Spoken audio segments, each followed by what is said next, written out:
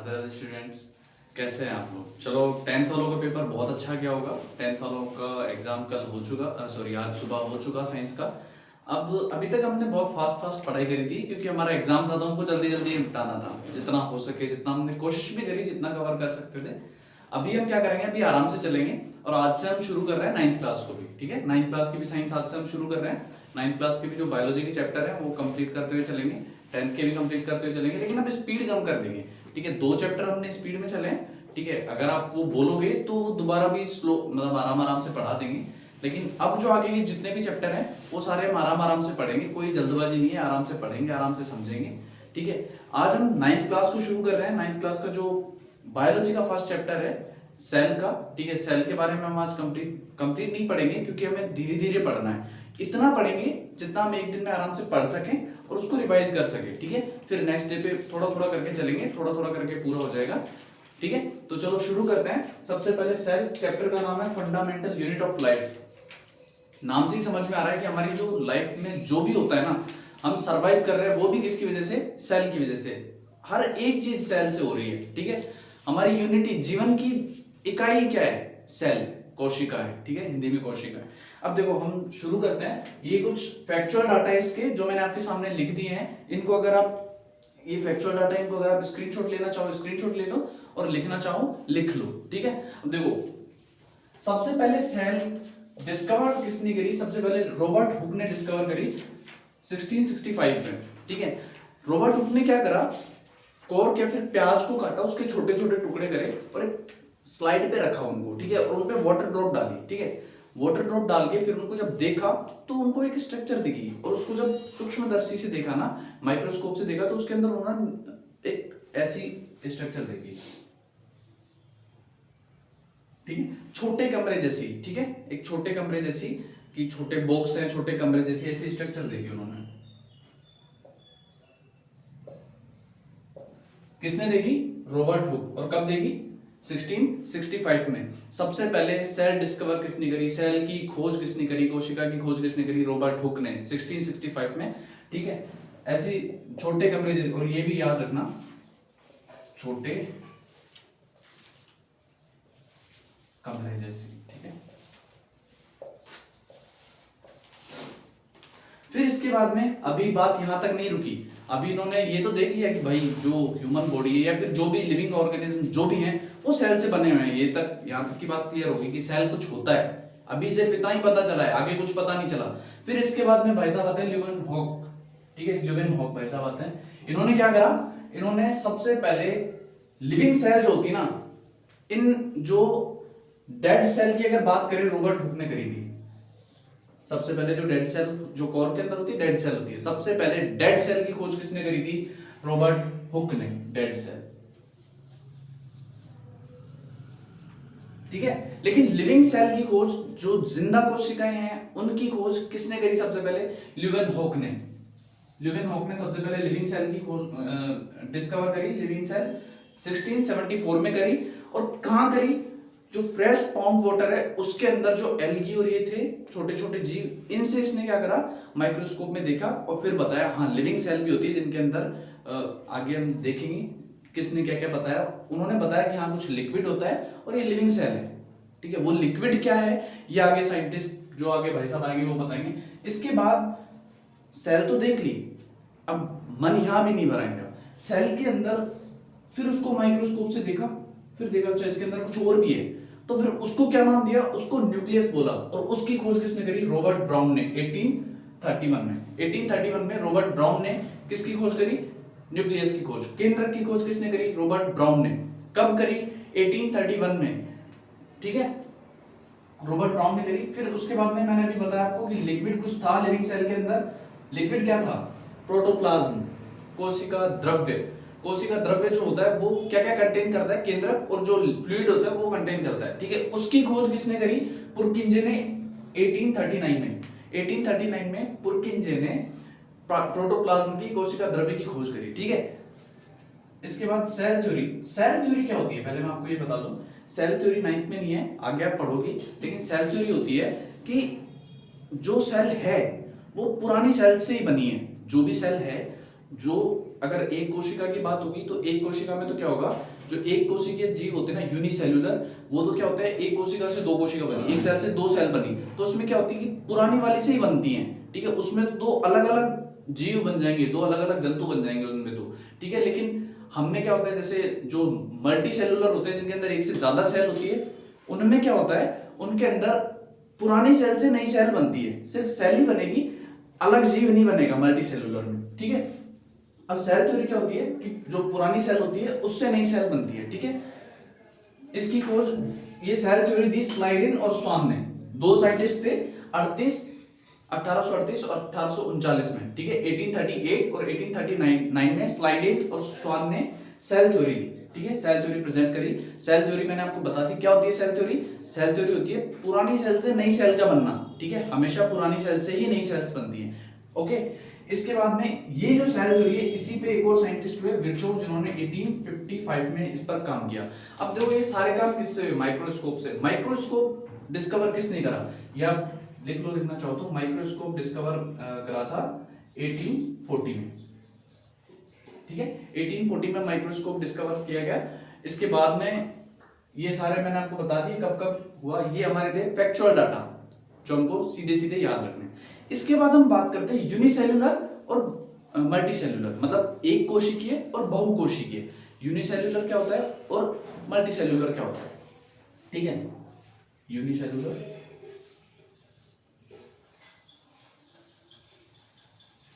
और multi cellular.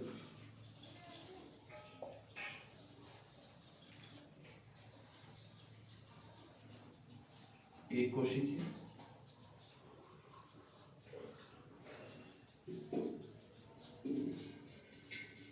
और बहुकोशिकीय।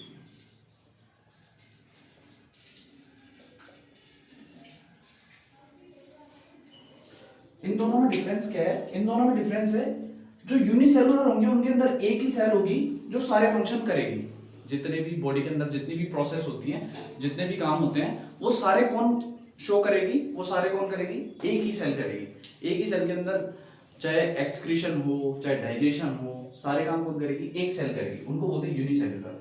और मल्टी सेलुलर बहुकोशिकीय। बहुकोशिकीय किसको बोलते हैं, जिनके अंदर सेल का एक ग्रुप होता है और वो ग्रुप मिलके उस काम को करता है, ठीक है। एक पर्टिकुलर ग्रुप होता है सेल का, और वो जो ग्रुप होता है वो किसी भी फंक्शन को कंप्लीट करेगा, कोई भी जो काम होगा उसको करेगा। ये हो गई यूनिसेलुलर और मल्टी सेलुलर। अब देखो जो सेल होती है ना, उसकी अगर हम बात करें तो एक तो जितनी भी सेल होती है ना, ये बहुत इंटरेस्टिंग बात है कि चाहे किसी भी ऑर्गन की सेल हो, चाहे किसी भी जीव की सेल हो, किसी भी कोई भी ऑर्गेनिज्म हो उनकी सेल हो, चाहे मल्टी सेलुलर हो चाहे यूनिसेलुलर हो, उनकी सेल के अंदर जितने भी कंपोनेंट मिलेंगे ना, जितने भी उनके अंदर ऑर्गेनेली मिलेंगे सेल के अंदर, वो सब में सेम मिलेंगे, चाहे बड़ी सेल हो और चाहे छोटी सेल हो, सबके अंदर क्या होगा, उनके अंदर की जो स्ट्रक्चर है ना वो सेम मिलेगी, ठीक है। सबके अंदर जैसे न्यूक्लियस भी सब में प्रेजेंट होगा, न्यूक्लियस के अलावा जैसे माइटोकॉन्ड्रिया सब में प्रेजेंट होगा, साइटोप्लाज्म सब में प्रेजेंट होगा, सेल मेम्ब्रेन सब में प्रेजेंट होगी, लेकिन इनके फंक्शन अलग अलग होंगे। ये बात बहुत इंटरेस्टिंग है, ठीक है। इसके बाद में मैं बात करूं तो सेल की शेप जो होती है ना, वो अलग अलग फंक्शन क्रिएट करती है, अलग अलग जगह पे अलग अलग शेप की होती है और अलग अलग इनका काम होता है। ये बात हो गई सेल की कि एक तो इनके अंदर सब सेल्स के अंदर सेम चीजें होती हैं, पहली बात, जितनी भी सेल होंगी सब में सेम चीजें होती हैं, और इनका फंक्शन अलग अलग जगह पे अलग अलग होता है, एक बात हो गई। अब हम बात करते हैं सेल के अंदर कि सेल बनी हुई कैसे है, हमें सेल ही देखनी है ना, सेल कैसे बनी हुई है, क्या काम करती है और कैसे काम करती है, इसके बारे में हम देखते हैं। आपने स्क्रीनशॉट ले लिया होगा, मैं हटा देता हूं इसको, आराम से पढ़ते हुए चलो। 9th क्लास बेस है अपना, ठीक है, 9th क्लास से ही 10th बनेगी। जब तक सेल को नहीं समझोगे ना तब तक पूरी चीज कैसे समझ में आएगी। अब एक बात बताओ, हमें अगर एक चीज का पता नहीं होगा कि हमारे अंदर एक सेल है वो क्या काम करे, तो पूरी बॉडी कैसे समझेंगे। तो पूरी बॉडी को समझने के लिए पहले सेल को समझो कि ठीक है सेल क्या काम कर रही है। इसके बाद में जब सेल समझ में आ गई, क्लियर हो गया भाई ये ऐसे काम कर रही है, फिर उसके बाद में सेल का ग्रुप बनेगा, वो कैसे काम कर रहा है वो हम 10th क्लास में पढ़ते हैं। इधर तो हम सेल का ही डिस्कस करेंगे, टिश्यू का भी इधर करेंगे, लेकिन कंप्लीट ऑर्गन जो बन जाएंगे उसका 10th में करेंगे, ठीक है। हमारा 6th चैप्टर जो इससे नेक्स्ट वाला है वो टिश्यू ही है। अब देखो सेल ऑर्गेनली पढ़ने से पहले जो सेल की जो अंग है अंदर, अंगक जो है सेल के अंदर, वो पढ़ने से पहले हम क्या पढ़ेंगे, सेल के अंदर जो इंपॉर्टेंट चीजें हैं वो हम देख लेते हैं। जैसे सबसे पहले मैं बात करूं सेल मेम्ब्रेन,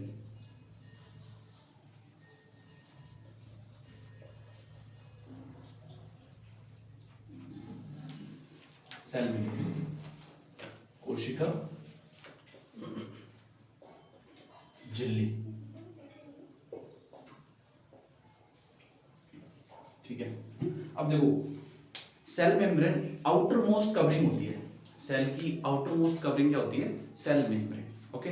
सेल की outermost covering cell membrane होती है, और इसका काम क्या होता है, जो अंदर सेल के अंदर जो साइटोप्लाज्म भरा होता है, कोशिका द्रव्य जो भरा होता है, उसको सेपरेट करती है, उसको अलग करती है, ठीक है। उसको उसके चारों तरफ आउटर कवरिंग होती है सेल मेम्ब्रेन, ठीक है। और सेल मेम्ब्रेन क्या होती है, फ्लेक्सिबल होती है। एक तो क्या होती है, फ्लेक्सिबल होती है, दूसरा ये सेमी परमिएबल होती है।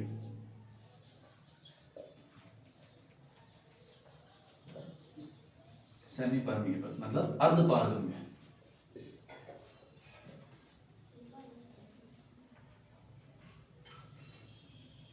अर्धपारगम्य, ठीक है। सेमी परमिएबल और अर्धपारगम्य का मतलब क्या होता है कि कुछ चीजों को, जो सिलेक्टेड चीज है ना, उनको ही सेल के अंदर आने देती है जिनकी सेल को नीड होती है, ठीक है। सब कुछ नहीं कि कुछ भी सेल के आसपास है वो अंदर आ गया, ऐसा नहीं है। जो सिलेक्टेड चीजें जिनकी सेल के अंदर नीड होती है उनको ही आने देती है, इसलिए इसको दूसरा नाम भी बोलते हैं सेलेक्टिव,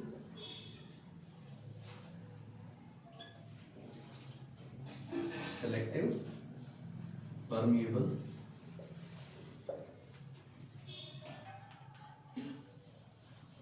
मेम्ब्रेन, मेम्ब्रेन, ठीक है। सेलेक्टिव परमिएबल मेम्ब्रेन मतलब वर्णात्मक अर्धपारगम्य झिल्ली, मतलब ये सेलेक्टिव चीजों को सेल के अंदर लेती है और सेलेक्टिव चीजों को बाहर निकालती है, ठीक है। सेल के सबसे पहले हम बात करेंगे सेल मेम्ब्रेन की, जो सेल के बाहर होती है। इसके अंदर प्रोटोप्लाज्म होता है, प्रोटोप्लाज्म को सेपरेट करती है। दूसरा काम क्या होगा कि ये सेलेक्टिव परमिएबल होती है, मतलब वर्णात्मक होती है, मतलब सेलेक्टिव चीजों को अंदर लेगी, ठीक है। अब आप सेलेक्टिव का मतलब कैसे लेगी, ओस्मोसिस के थ्रू, ओस्मोसिस, परासरण। अब अगर ओस्मोसिस की बात आती है तो हमें सॉल्यूशन जानने होते हैं, सॉल्यूशन के बारे में हमें थोड़ा बहुत पता होना चाहिए कि सॉल्यूशन क्या होते हैं, ठीक हो, ठीक है। अब देखो सॉल्यूशन तीन टाइप के होते हैं, हाइपोटोनिक सॉल्यूशन बता रहा हूं आपको, सॉल्यूशन हाइपोटोनिक, आइसोटोनिक और हाइपरटोनिक।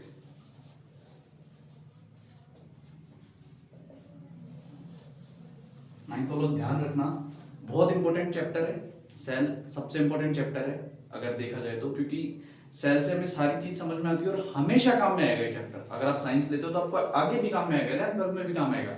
ये चैप्टर बहुत ध्यान से पढ़ना है, एक एक चीज देखते हुए चलनी, इंटरेस्टिंग चैप्टर है। हमें पता चलेगा कि हमारी बॉडी के अंदर जो सेल है वो कैसे फंक्शन करेंगे, ठीक है। अब देखो इसके अंदर ये तीन सॉल्यूशन मैंने आपको बताया, ये तीन सॉल्यूशन का मतलब क्या है। हाइपोटोनिक मतलब जैसे मान लो सॉल्यूशन डाइल्यूट और कंसंट्रेट, ये आप समझते हो, ठीक है। डाइल्यूट मतलब जिसके अंदर पानी कम है।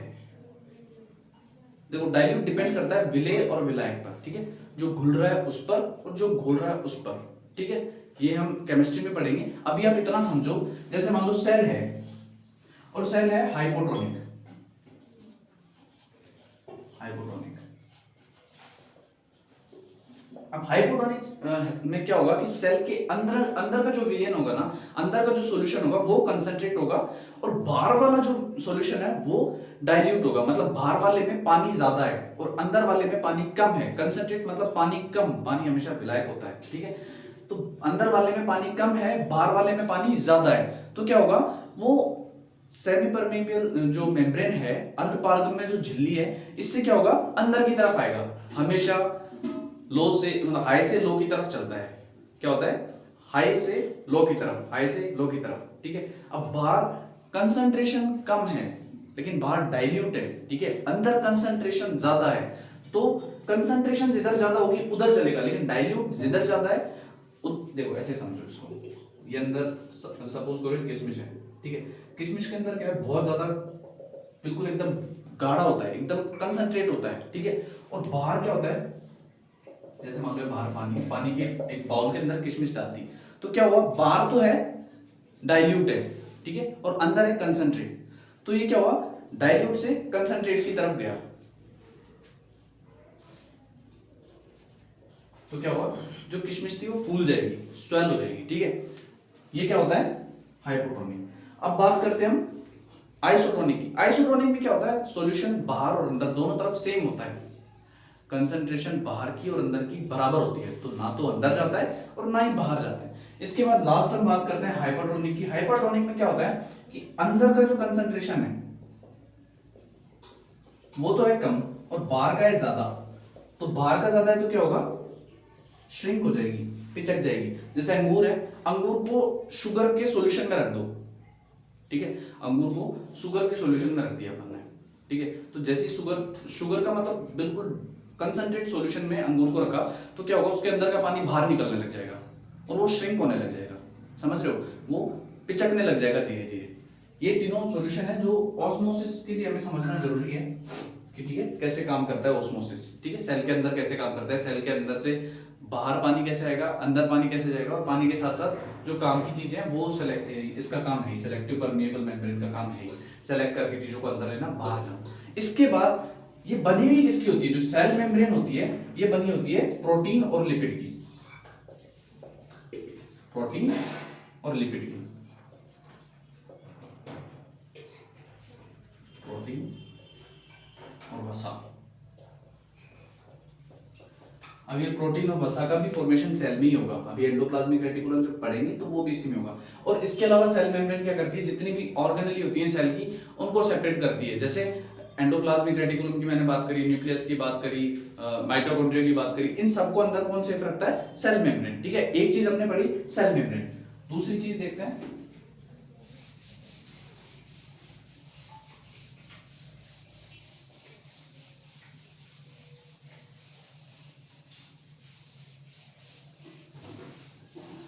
Cell wall.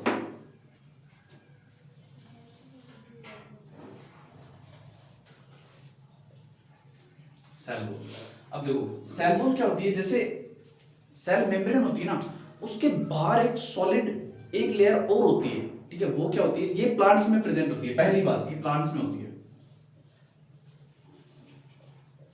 वैसे फंजाई में भी होती है, लेकिन प्लांट्स में हम पढ़ रहे हैं इसलिए बता रहा हूँ, प्लांट्स के बारे में हम चर्चा कर रहे हैं कि प्लांट्स में क्या काम करती है, किससे बनी हुई होती है, इसलिए मैंने प्लांट्स का लिखा, बाकी फंजाई में भी होती है, ठीक है।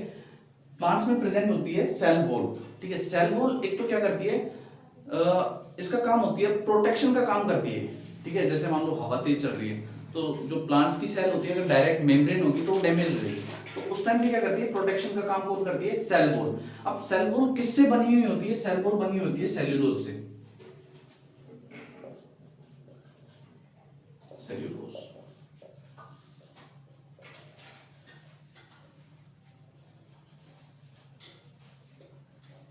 सेल्यूलोज से बनी होती है सेल वॉल, प्लांट्स में प्रेजेंट होती है, सेल मेम्ब्रेन के बाहर की तरफ प्रेजेंट होती है, और ये क्या करती है, ऑस्मोसिस के बाद जब सेल मेम्ब्रेन स्वेल करती है ना तो उसको रोकती है, बाहर से रोकती है, सेल्यूलोज की बनी हुई होती है। देखो हमने दो चीजें देखी, सेल मेम्ब्रेन देखी और सेल वॉल देखी, ये हमारी इसकी सिर्फ सेल की बाहर बाहर की चीजें थी। अब हम देखते हैं एक चीज और, साइटोप्लाज्म, इसके बाद में हम देखेंगे सेल ऑर्गेनेली, ओके, फिर न्यूक्लियस जो बचेगा वो हम लास्ट में देखेंगे, साइटोप्लाज्म।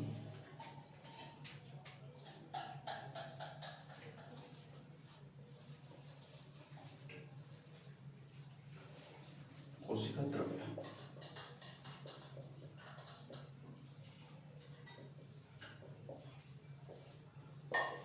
अब देखो साइटोप्लाज्म और कोशिका द्रव्य की अगर हम बात करें तो साइटोप्लाज्म एक फ्लूइड होता है, लिक्विड होता है जो सेल के अंदर, सेल मेम्ब्रेन के अंदर प्रेजेंट होता है, ठीक है। और इसका काम क्या होता है, इसका काम होता है जो न्यूट्रिशन होते हैं ना वो प्रोवाइड करवाता है इनको, सेल ऑर्गेनेली जो होते हैं उनको, कोशिका अंगक जो होते हैं उनको न्यूट्रिशन प्रोवाइड कराता है। दूसरा, इसके अंदर प्रोटीन, लिपिड और फैट इसके अंदर प्रेजेंट होते हैं, ओके। और ये क्या काम करता है, जितने भी जैसे माइटोकॉन्ड्रिया है और न्यूक्लियस है, एंडोप्लाज्मिक रेटिकुलम है, सब इसके अंदर ही होते हैं। और साइटोप्लाज्म इस फ्लूइड के अलावा दो चीज होती है, एक तो लिक्विड हो गया और दूसरा न्यूक्लियस। न्यूक्लियस, ये दोनों चीजें किसमें प्रेजेंट होती हैं? इसमें, साइटोप्लाज्म में। देखो हमने आज बहुत कम पढ़ा है, ज्यादा नहीं पढ़ा, एक बेसिक चीज देखिए कि बेसिक चीज होती क्या है। सेल मेम्ब्रेन देखी, सेल वॉल देखी और साइटोप्लाज्म देखा। ओके, अब हम कल की जो क्लास होगी, नेक्स्ट क्लास जो होगी, उस क्लास के अंदर हम इसके ऑर्गेनेली के बारे में बात करेंगे कि क्या क्या सेल के, कोशिका के कौन कौन से अंगक होते हैं, उनका क्या क्या फंक्शन होता है। ठीक है, उसके बाद हम न्यूक्लियस की बात करेंगे। धीरे धीरे पढ़ेंगे, पढ़ते रहो, जुड़े रहो। Thank you so much.